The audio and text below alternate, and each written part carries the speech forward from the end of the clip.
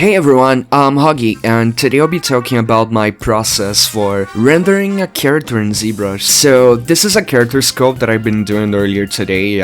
Just decided that okay, I'm fine with this, it is time to render. So I'm not bringing this to Blender, I'm not going to texture it on Substance, I'm not doing anything fancy. I only want to make this character look good the way it is right now. So for this I'll be using a ZBrush plugin that's called a ZBrush to Photoshop that basically it takes a render of your current ZBrush document and it has a lot of handy layers and it makes it very easy to do compositing, and I absolutely love. So today I'll be showing my process for making all of this work. So yeah, without any further ado, let's render a character.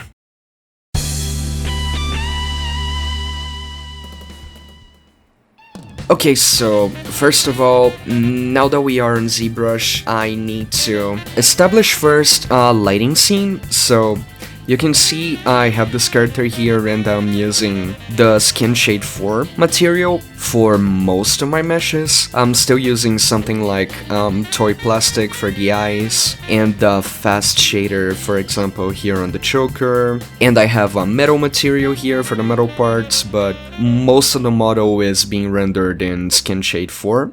And I can show you right now one of the edits that I did to the material that was to go here to our mixer, and I put in a little bit of an outline with the depth in 3. And I also made another variation of it that I called Skin Shade 5, which here in the modifiers I basically increased the diffuse a little bit and decreased the specular so it would feel a little more matte and soft. And I also went here into wax modifiers and I gave it a little bit of a subsurface effect, which also here on our render tab. You can always go here to our render properties and activate wax preview, and this is basically what's going to have this subsurface effect to our models that I personally just think it looks great. Even though it's not real subsurface, it fakes the effect really well. But yeah, I'm not gonna need this material tab anymore, so let's remove it. And the first thing I'm gonna do right now is to set up a lighting for our scene. So currently, all I have right now is default. So I'm going here into light tab. I'm gonna drag it here to the left, so we could actually see the light. So basically we have this light here in front, which is something that I want to keep. I'll just shift it slightly to my right, something like this, because I really like this subtle shadow that it has here on the nose. And I'm also gonna create another one, so I'll double click here, any of the other lights, and I'll set up a rim light. So for this I'm going here to our ball and I'll click it. So by clicking, you shift your light either to the front or to the back of your model. So I'll click it once so I could go to the back. As you see here, it's already making a pretty nice fill light, but I personally want to use it more as a rim light. So I'm shifting this to the corner right there, and I'll bump up the intensity a little bit. So maybe this is a little too strong. Yeah, that's too strong, so something like this is already looking pretty nice. Yeah, this seems good for the lights right now. Of course, you can shift around and tweak things to see how things are going, but I personally am already a fan on the way things are looking right now, so I'm not gonna shift things too further, but it is always nice to tweak your lighting so you could make things look the way you want and make everything pop. So of course, this works for my model, might not work for yours, so might as well look into it. And now I'm going back to our render properties, and I'm just gonna check if I had like shadows, ambient occlusion, wax preview, like all of these settings are already correct for what I want because I have already been modeling with those on. But the one that I really would be paying attention to is wax preview. As you can see, it does make a lot of difference in the skin. And the AO, of course, it's only gonna show up once you configure it, so let's go do that. Right now I'm going here into our preview AO, so you can click the occlusion button here, and you can already see that we have a lot of AO already applied, which, yeah, it does make her pop a lot, but I kind of think the effect is a bit too strong, so I'm toning it down a little bit. And of course, this is also something we'll be doing on Photoshop later, but I really want our model to look as good as it can be here on the viewport first. And of course, we have all of the settings for radius and for blurring it out. So personally, I like having a pretty high radius because I want this to work almost like a secondary shadow instead of being some like very narrow AO. Like for example, if you want things to really be sharp and pop out, you can have some high AO and bring the radius down so it feels almost like an outline. And I really like the way it's working here at her shirt, but for this I'm gonna keep the radius fairly higher with a lower intensity, so it becomes almost like another layer of shadow, something like this. And of course there are settings for your wax preview, which I'm not gonna really change anything because I already like the way it is. And also preview shadows, which only thing I changed was to have a deep shadows on, which for this particular model isn't really doing much. And of course we have a lot of BPR settings that we can toggle, like how shadows behave in BPR, how ambient occlusion does it, and how the subsurface is gonna work. But personally, I am not really gonna take a BPR render of this because I already really enjoyed the way preview is going, so if I take a BPR render here pretty quick,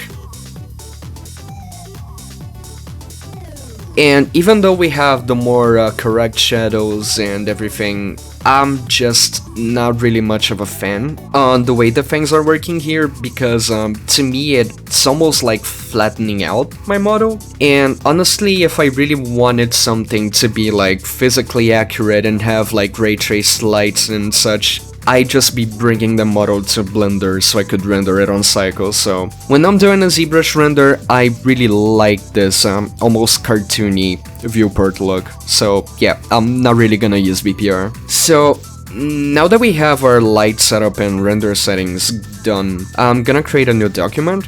So I'm going here into the document panel and I'm gonna set the resolution for our render, which in this case it's gonna be 3000 by 4000. And with that, I'm gonna press resize. So now we can see that our model looks very weird and I'm going to zoom outside of our document. So this will be our usable area. This rectangle here, it's what our render is actually gonna look like. So now I'm gonna press Ctrl N so I can clear out our document and I'm gonna drag it here. Cool. Now that I dragged my model, I'm gonna press the edit button so I can actually see what I'm doing and tweak the camera around. And you can see because of the resolution, my ZBrush is going pretty slow. So right now I'm just adjusting the camera in time-lapse because yeah.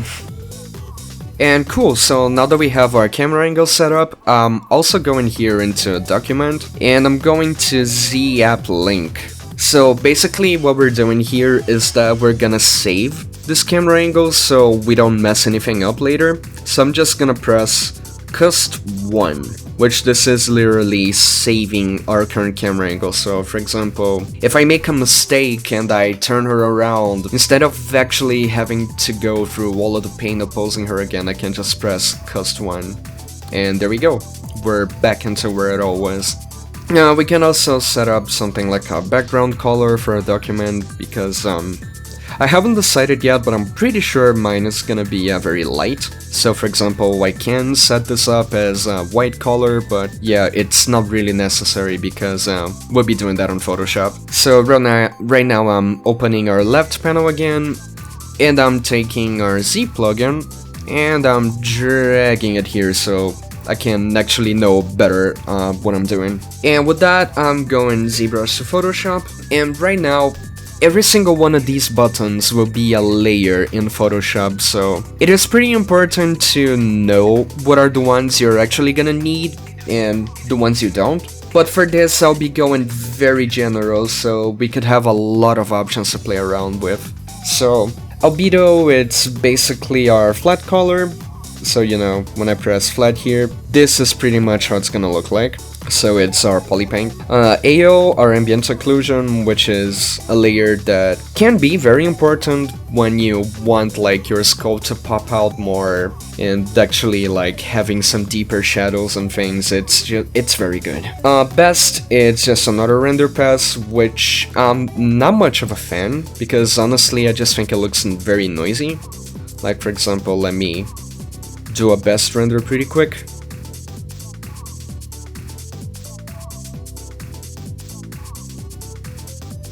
So you can see it is pretty noisy and not much of a fan of the way it looks, but I think I can actually use this layer for the hair, because I think the hair actually looks pretty nice on this, so I might keep it. So yeah, I'm keeping our best render here. Now going back to preview, I shifted the camera a little bit, but I kind of think this looks better than what I got.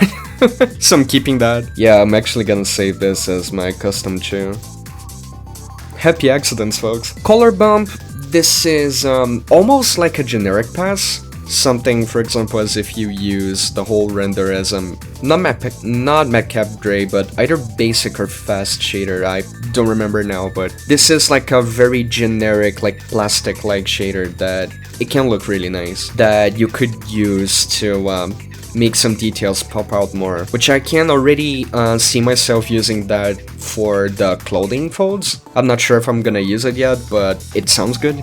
Depth mask, this is basically gonna take what's closer to the camera and separate from what's farther away. I'm not really gonna use it, but can be a very useful map to have. Mask, this is one of the most useful maps we can have, because this is gonna save the mask so we could separate the character from the background. So yeah, very important. Polygroup ID, not really gonna use it, but this basically assigns a color to all of your polygroups, so you can use that for masking. But personally, I'm gonna use Subtool ID instead. But you know, you can have both, so you could have some more control. But personally, I'll only use Subtool. Object Space Normal, I don't think I'll use it, but can also be useful, so I'm keeping it. Preview, this will be our main pass for this render. Preview is basically what we're looking at right now. Shadow, this is gonna take the shadows from the BPR pass and separate them, which can be very useful, and I think I'm gonna use it in some ways. Subsurface, very useful. This isn't like a real subsurface scattering pass, but it is a very nice effect that you can use to fake it, so I'm also keeping it. Specular, this is basically a render of your whole character, but on metal material. I think it's actually this one, reflected map. Structure, I'm gonna be honest, I don't really remember what this pass does, so I'm gonna save them so we could look at later. Tangent space normal, so these are the normals that you get when you bake a normal map, for example. I'm not really gonna use this for this particular render, but can be useful in some other cases. Subtool masks, this one it creates a mask layer for every single subtool you have, which it's similar to Subtool ID, but the differences are that Subtool masks, it creates separate masks, but Subtool ID, it creates a single colorful map, which I'm still gonna use Subtool ID. Wireframe, it generates a wireframe, I'm not exactly gonna use it. And then we also have our custom material slots, which are also very good. And with all of that done, we can actually go here to our Send to Photoshop button, and now we wait. And this can take a while, of course, depending on how strong your computer is or how complex your model is. So for example, my sculpt has a 15 million verts, which it isn't extreme, but it's still pretty high. So yeah, in my case it is gonna take a while.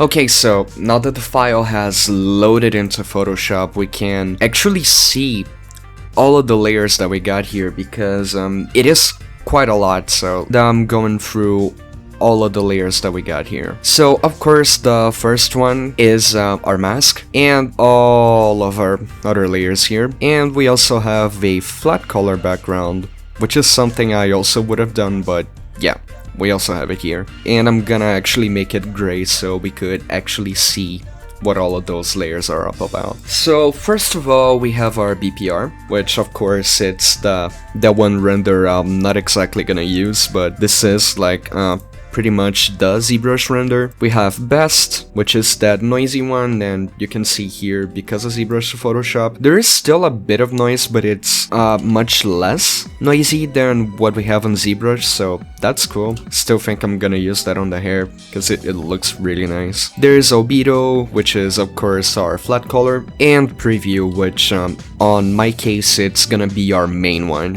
Here we have our light passes, so these are some generic lights that ZBrush renders for us. So we have, for example, front light, so it's a very bright light that we have in front of our model. We have a left light, which could be used as a really nice fill light for this. We have a right light that kind of complements the way my model has been lit. Not much of a fan on how it looks here in the face, but it's something we can mask out. Back top light can be a great rim light, especially when we look here at the hat, it looks really nice. Back left light also could be used as a really nice rim light, so I'm probably gonna combine these two, maybe at a lower intensity, but this is something we'll be looking at later. And back right light. We also have our geometry passes here, so as I already told you before, we also have object space normal, so if you want to do some, for example, masking based on channels, you can use this layer for it.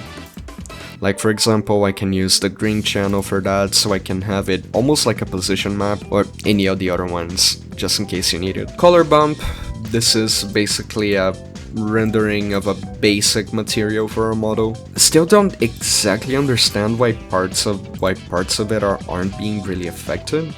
This is something I could look up later. Here we have our depth map. As I told you before, the parts that are closer to the camera are a lighter color, and the parts farther away from the camera, they are a darker color. And also subtool ID, which basically each color means a different subtool, so this is gonna be great for masking. And here we also have effects, which these are some overlay layers, if we could say it like that. So we have shadow, these are pretty much the shadows from the BPR pass. We have subsurface, which let me make it normal so we could actually see what it does. This is some simulation of what a subsurface effect would be. So we can think of this almost like a glow, but we can use that as a mask, so we could have like a pretty neat subsurface effect with it. Here we have specular, let me show you here. This is basically a rendering of your model with the reflective material. And here we have ambient occlusion, which are the occlusion shadows from our model. And right now I'm going back to ZBrush so I could re-render this and see if something was up with the materials here, because specifically color bump I'm really gonna need for the shirt, but yeah, I'll be back in a bit. Okay, so back to Photoshop. As we can see here, I went back to ZBrush and rendered everything again, and this time the materials are properly working. So I have no idea what happened, but if you will also have this kind of issue, the thing I did was to save the file, close ZBrush, open again, and just try to render again, and now it works. So if you also have the same issue, that's the solution that works for me. So now that we have all of our layers here, we can actually just start working. So first thing I'm gonna do, I'm gonna set a background color, which for now it's gonna be gray, but of course we'll be changing that later to something a little more colorful. Let me also hide the layers I'm not gonna need for now. And as we see here, there is these faint white pixels here that it's not something I want to have. So the thing I'm gonna do now is that I'm gonna take this mask here, I'm gonna delete it. And now I'm taking one of these two masks, probably this one. I actually don't want this to be a mask either. And I'm going here to channels, I'll take any of them will do really, any that isn't RGB, and I'm gonna click this button here. So what this does is that it takes this black and white map and it actually makes it as a selection. So now I can hide this, I'll go here to our folder, and I'll click the mask button. So as you see, when zoomed out, you can still see the white pixels, but they're actually not here anymore. This is the first thing I usually do. So now that we've done that, I'm not gonna need the mask layer anymore. And now I'm actually gonna separate our layers here. So we have preview, which is our main render. And the first thing, I'm gonna actually use some of our lights here. So I'm taking back top light, and I'm taking back left light. And I'm actually taking this light here, and I'll decrease the opacity to something around 40%, so you can see it's there, but it's not too strong. It's not taking over anything. And I'm gonna take back right light. So let me double click here. So we can see this is what the actual picture looks like. And I'm gonna create a layer on top of that. So with a fill layer, a solid color, and I'll make that red. And I'll set our blending style to color. Oops. So we could have our light layer actually be red. So now that I've done that, I'm going to File, Save, and now when we go back here, we can actually see that our light layer is different. And I'm also taking the opacity for this, and I'm lowering a little bit. And I think I'm actually gonna do this with the other backlight too. So double clicking the layer, now I'm adding a solid color, make it red, blending style set to color, then save. So now we have this nice red rim light here. Cool. So now that we have those, I can get our other layers here, our geometry layers. And for this, I'll be using our color bump. So I'm taking our color bump here, I'm gonna duplicate it so we don't mess up with the original, and I'm setting this up as a multiply like this. And I'm also going here into image, adjustments, and levels. So I want to increase the contrast for this a little more because I think it is really dark. Even though I want this to have some deeper shadows on the clothing, I still think this is still very dark, so I'm toning it down a little bit here. Something like this. So now I'm creating a mask for this, and of course I'll make it black at first. And now I'll take a very soft brush, and I'm gonna be painting right around the areas I want to have a little bit more detail on, which is gonna be mostly the clothing. Like so. And now I'm going here to our object space normal, going there to our channels, and I'll take our green channel, which I can use to bump up some of the detailing as well. So I'm gonna make a selection out of this channel, like so, and I'll create a color layer. And for this, I'll be going for a something like a dark purple, something like this. And I'll set this up as multiply. I'll also decrease the opacity by quite a bit, maybe something like a 15 or even 25%. Let me see. Yeah, something like this. I might also want to add some levels here to our mask, so I could have a little bit more contrast. Yeah, something like that. I'm not gonna be touching the other layers for now. I will eventually use our subtool ID one, just not yet. Now we also have our effects layer. Now let me hide those, because for now we'll be using shadow. But I'm not gonna use the whole thing, because I'm not particularly a fan on how this whole thing looks, and because we're not going for ultra realism or anything, I'm actually gonna erase some parts of this and actually make them look a little softer. So I'm gonna create a mask, and with a black brush, I'm gonna be painting out the areas that I didn't really like.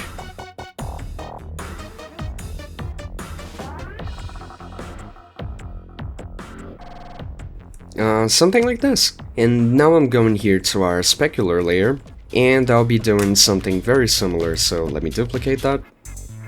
I'll create another mask. I'll fill it in with black.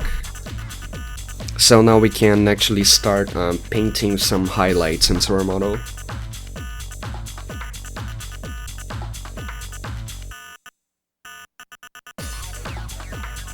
And there we go.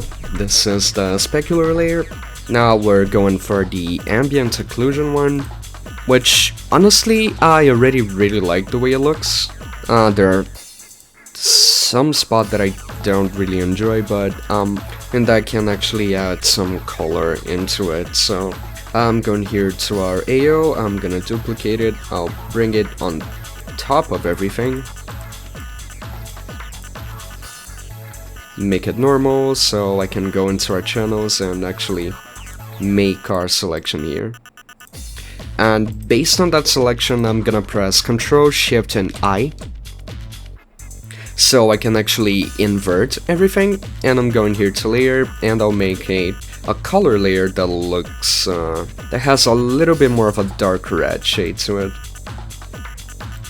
So as you see, this works almost like a subsurface, but it is like actually AO, and it is an effect that I really enjoy. I'll set the blending style here to color dodge, so you can actually see how it's brightening up some parts of her skin.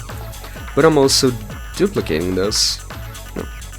But I'm also gonna be using the original AO layer because I really like the way it looks.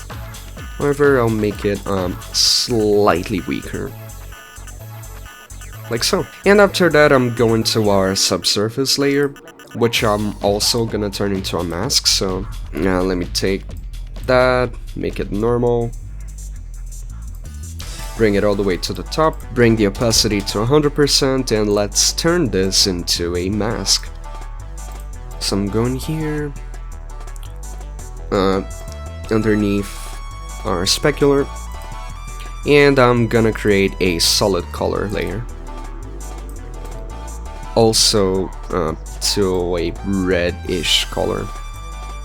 I'll set the blending style to screen, and I can decrease the opacity to something around no, 50 is too much, so maybe 25%, yeah. And now I can go into our mask here and actually start erasing some of the parts we don't want, like so. And now we're done with the effect layer, so we can turn that away. And now for the hair thing that I was mentioning before, this is our subtool ID pass, and of course we can make color masks based on those. So the way we do it is that I'm going here to our select menu, and I'll go into color range. So now I can take this pink color from the hair and actually tweak our fuzziness a little bit until only the hair is selected. This is gonna make it pretty hard considering both the hair and the skin got rendered in the very similar colors, so I'm gonna have to do some manual tweaks for that. But yeah, I have my selection here, so I'll take our best layer here, I'll put it above preview, and I'll make a mask based on that selection, so we can see the effect. So I just really like the way the hair is done with this. Actually, the skin's not looking half bad either. And now I'm gonna mask out the parts we don't want. So now that we done the main edits to our character, it's time to actually take care of the background, which usually I have multiple ways of handling backgrounds. Of course, it's gonna depend on what the character itself is, what kind of mood I want the render to be in, and there are a lot of variables to go into a background. And for this, I'll be going pretty simple. So I'll just create a new group here. I'll just call it BG. I'll bring our flat color here, and I'll make this white. And here I'm gonna grab our text tool. This is how I usually approach a lot of my backgrounds, so I'll increase the font size a little bit so we could actually see what we're doing. I'll bring this above our character for now. Yeah, actually, let me just hide it. And I'm gonna end up writing something edgy, something like, I don't know, noise.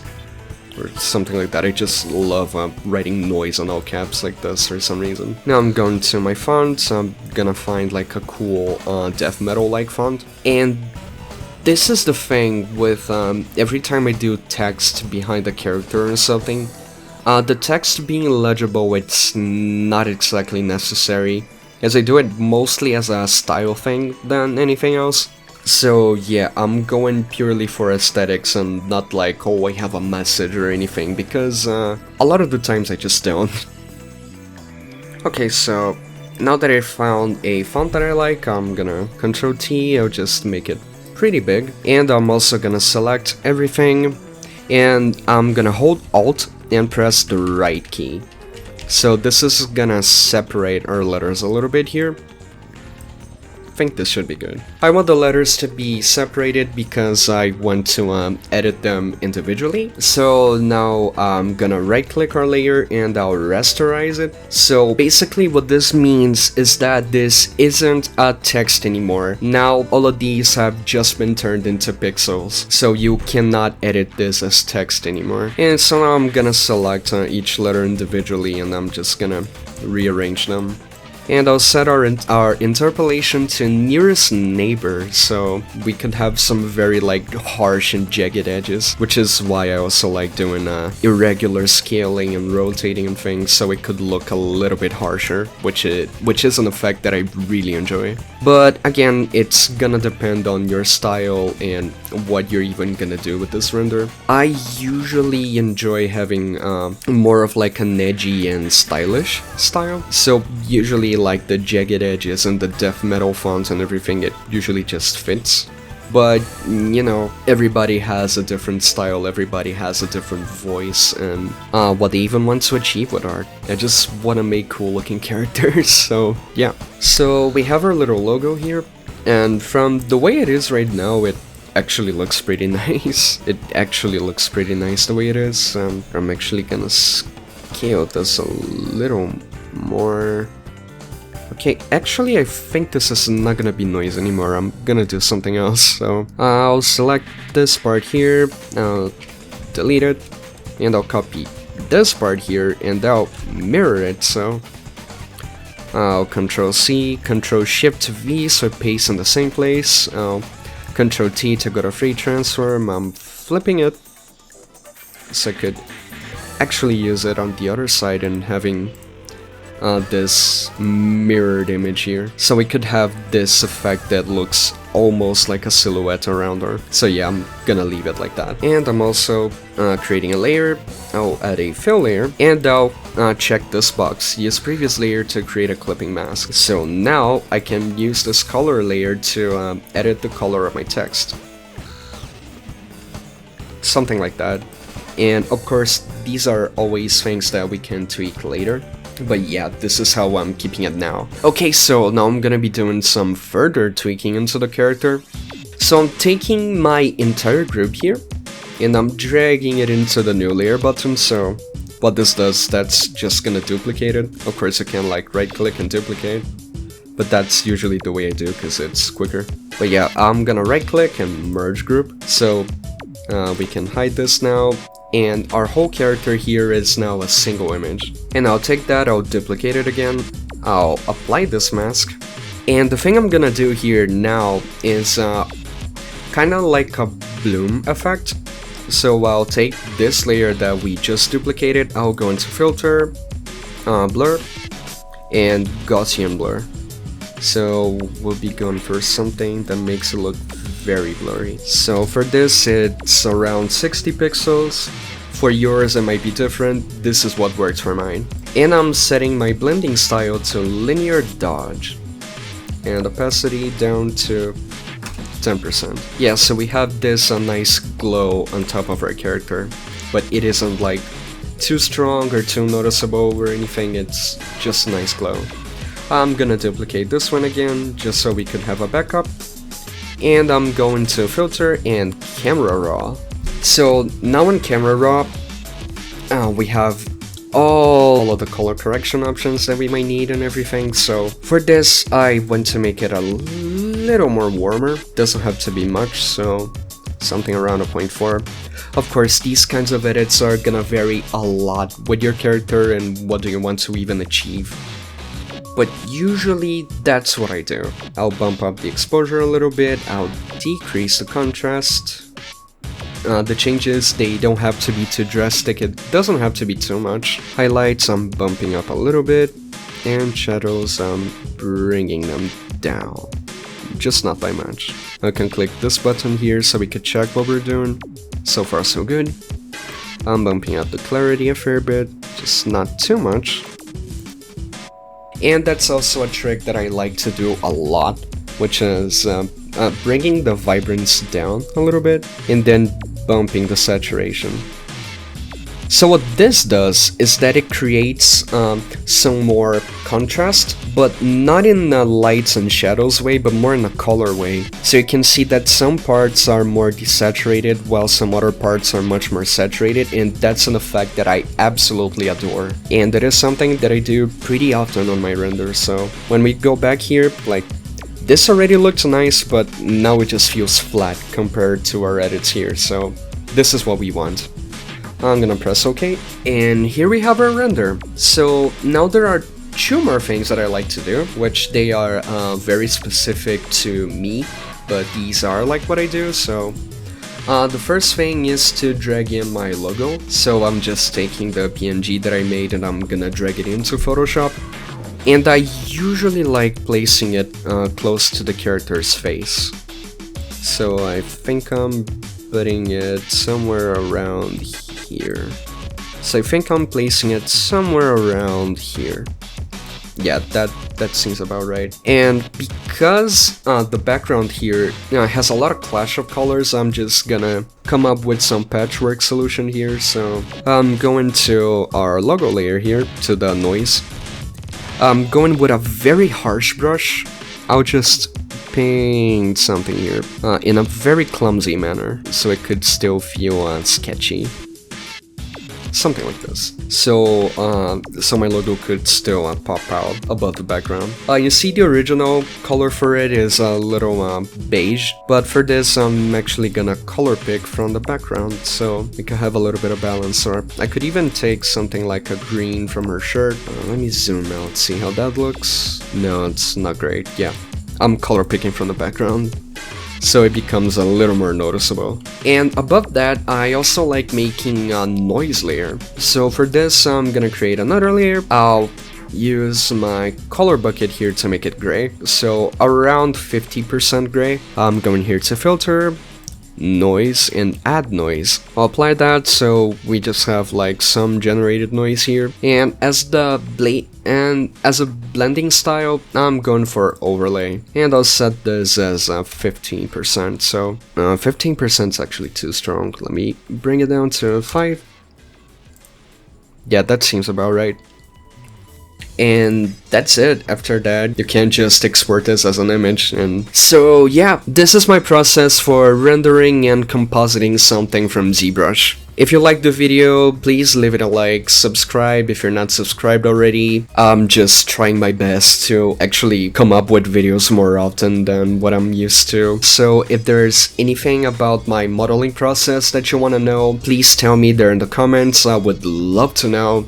Follow me in the other socials, which I'll post more art whenever I make them, of course. So yeah, this is Huggy signing out. Love you all.